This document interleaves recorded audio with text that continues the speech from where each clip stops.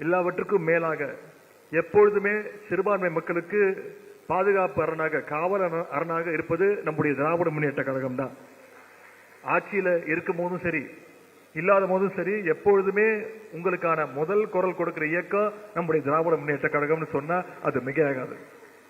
சிறுபான்மை மக்களை அச்சுறுத்துகின்ற வகையில் 2019ஆம் ஆண்டு ஒன்றிய பாஜக அரசு சிஏ சட்டத்தை கொண்டு வரும்போது அதை எரிச்சது இங்க வந்திருக்க, நான் கைது செய்யப்பட்டதும் என்னுடைய முதல் போராட்டம்னு நான் அடிக்கடி பெருமையா சொல்லி இருக்கிறேன். இன்னைக்கு நாடு இருக்கிற நிலைமை உங்க அத்தனை பேருக்கும் தெரியும்.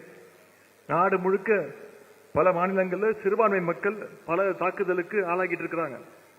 அசாம் மாநிலத்துடைய முதலமைச்சர், பாஜக முதலமைச்சர், இஸ்லாமியர்களை குறிவச்சு தாக்குற மாதிரி ஒரு வீடியோ அவரே வெளியிட்டிருக்கிறார்.